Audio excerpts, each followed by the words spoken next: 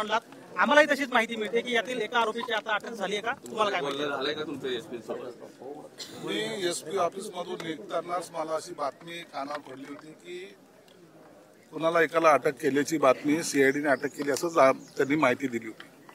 ती खरी का खोटी हे कन्फर्म करण्यासाठी मी एसपींना फोन लावला, परंतु एसपीने सुद्धा सांगितलं की त्याची अधिकृत माहिती माझ्याकडे आलेली नाही. मी सुद्धा त्याचा पाठपुरावा करतोय, कारण की ह्या हत्याकांडच म्हणलं पाहिजे, याच्यामध्ये अनेक एजन्सी पोलिसांच्या मार्फत सुद्धा इन्व्हॉल्व्ह केलेले आहेत.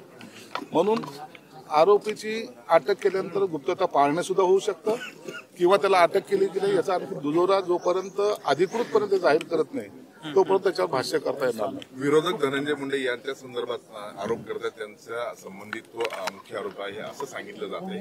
आता पालकमंत्री काही दिवसात वाटप बघा, तुम्ही या संतोष देशमुखाच्या हत्येला राजकारणामध्ये आणू नका. विरोधक काय म्हणतात, मग सत्ताधारी काय म्हणतात, मला ह्या गोष्टीमध्ये रस नाही. आमची भूमिका स्पष्ट आहे की ह्या संतोष देशमुखच्या हत्यामध्ये ज्यांचा हात असेल, मग तो कोणीही असो, कोणत्याही पक्षाचा असो, त्याच्यावर कारवाई ही झाली पाहिजे. एखाद्याची हत्या होते त्या टायमाला मला जो आता फोटो दाखवला देशमुख त्यांच्या भावानी, त्याच्यामध्ये जे काही मुलं दाखवले ते 24 ते 26 वर्षांची मुलं आहेत. आणि मग त्यांना सांगणारा कोण, कुणाच्या मार्फत ती हत्या झाली, कोणी यांना हे करायला लावलं, या सगळ्या गोष्टी तपासामध्ये येतील.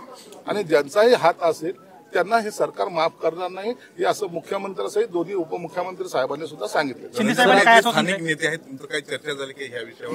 कारण त्यांनी अद्यापर्यंत इथं भेट दिलेली नाही. मी कोणाशीही चर्चा केलेली नाही. मला एकनाथ शिंदे साहेबांनी पाठवलेलं आहे, त्यानुसार मी या ठिकाणी आलो. मी पोलीस अधीक्षकांशी चर्चा केली आणि डायरेक्ट या ठिकाणी आलेलो. शिंदे साहेबांचं काय म्हणणं होतं, आपल्याशी काही चर्चा झाली?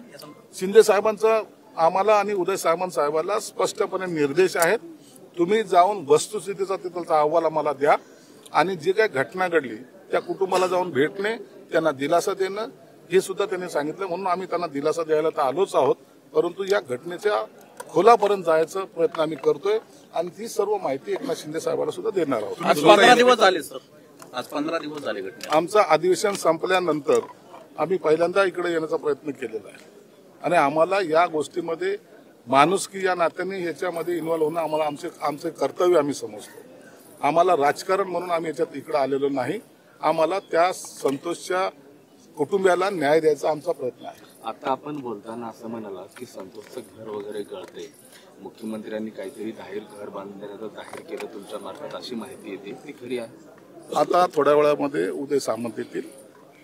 निश्चित आम्ही असं कुटुंब वाऱ्यावर सोडणार नाही आणि निश्चित त्याचा तुम्हाला सुद्धा प्रत्यय येईल. शासनाची मदत ही वेगळी राहणार आहे. पक्षातर्फे आम्ही त्यांना मदत करणार आहोत आणि ही थोड्या वेळामध्ये उदय सामंत येऊन या ठिकाणी मदत जाहीर करतील. तुम्ही एसपींना पण बोलला, स्वतः त्यांच्या कुटुंबाची भेटला, तुम्हाला काय जाणवलं? ते विरोधकाकडून आरोप केले जातात की खंडणी आणि काही राजकीय त्यातून ही सगळी घटना घडली, तुमचं काय निरीक्षण आहे? नाही, हे खंडणीचाच प्रकार आहे. हा प्रकार खंडणीचाच आहे आणि एक दहशत माजवणं ज्याला म्हणतात, ज्या पद्धतीने एखाद्यावर अटॅक करणं किंवा एखाद्याला मारणं, ह्यात त्यांनी हे दाखवायचा प्रयत्न केले की आमच्या नादाला जर लागाल तर तुम्हाला याच पद्धतीने आम्ही मारू. म्हणजे ही जी काही दहशत आहे ही फार भयानक आहे. भविष्यामध्ये जर ही दहशत बीड जिल्ह्यावर जर एक प्रस्थापित झाली तर या बीड जिल्हा हा बाकीच्या राज्यापेक्षाही पुढे जाईल आणि मला या जिल्ह्याचं नाव हे ब्लॅकलिस्ट असल्यासारखं होईल. कोणी इथं ना उद्योग येतील, ना इथं कोणी राहायला येईल, ना अधिकारी काम करायला. म्हणून ही दहशत आम्हाला संपवायची. साहेब, आव्हान वाटतं की खरंच बीडची राजकीय बीडची जी शांतता आहे ती भंग झाली आहे, दहशतीखाली लोक आहेत आणि हे खरं सगळ्यांचं मी ते पाहिलेलं आहे, अनुभवलंय. आता मी जेव्हा बीडमध्ये गेलो होतो तर लोक पाहत होते. काही लोक माझ्याशी बोलले, साहेब आम्हाला थोडी आता भीती वाटायला लागलेली. अहो, ही छोटी नाहीये, हे प्रत्येक क्षेत्रामध्ये दहशत चालू झालेली. फार सकाळच्या कॉलेजच्या मुलींपासून ते संध्याकाळच्या रीती माफिया आणि त्या दारूच्या धंद्यापर्यंत ही दहशत गेलेली. म्हणून हे आपल्याला मुळातही त्यांना उकळून काढायचं. त्याला काही राजकीय लोक जबाबदार नाहीत का? स्थानिक राजकीय नेत्यांची जबाबदारी नाही का की शांतता प्रस्थापित? राजकीय कोण काय करतं यापेक्षा आमचं काम जे आहे, आम्ही जे सरकार म्हणून आलोय तर या ठिकाणी चांगल्या प्रकारे अधिकाऱ्यांनी काम केलं पाहिजे. राजकीय लोक त्याच टायमाला सर्वजण त्यांच्या पाठीशी उभे राहिले पाहिजे ही आमची भावना आहे. एका दलित भेटीला आले मात्र इकडं आले नाहीत. कसं पाहता राहुल गांधींचं? राहुल गांधी हे आपलं राजकारण करण्यासाठी आले. त्यांना काय करायचंय त्याच्याशी? कोण गेलं आणि कोण राहिलं त्यांच्यापेक्षा त्यांना पूर्ण त्या घटनेचं पुस्तक घेऊन फिरायचंय. घटनेचं पुस्तक घेऊन त्यांना असं दाखवायचं की नाही आम्ही घटना मानणारे आहोत. हे ड्रामेबाजी करता येते. त्यांना ना त्या कुटुंबाशी काही घेणं देणं नाही. त्यांच्या पक्षाला एक मिळालेला विषय तो विषय घेऊन ते सगळ्यात बसतात आणि आपल्याला आम्ही सर्व लोकांचे नेते आहोत दाखवण्याचा प्रयत्न करतात. या नौटंकीला जास्त काळ लोक जुमानणार नाहीत. एका दलित सुरक्षा रक्षकाला मारहाण केली जाते, त्याला वाचवण्यासाठी संतोष देशमुख तिथं जातात आणि दुसऱ्या दिवशी त्यांची हत्या होते. पोलिसांनी अट्रॉसिटीचा गुन्हा नोंद करून घेतला नाही. अशा परिस्थितीमध्ये त्या पोलिसावर अट्रॉसिटी अंतर्गत गुन्हा दाखल होईल का? तुम्ही एखादी बैठक अट्रॉसिटी संदर्भातल्या गुन्ह्याबाबत इथं लावाल?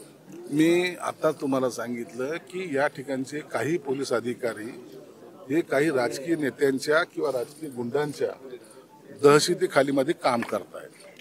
हे मी स्पष्टपणे सांगतो.